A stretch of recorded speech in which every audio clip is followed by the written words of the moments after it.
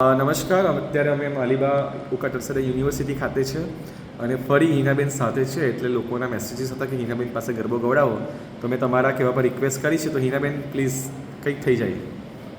પ્રાચીન ગરબો છે, પ્રાચીન એટલે લોકગીત છે, એ સાંભળો.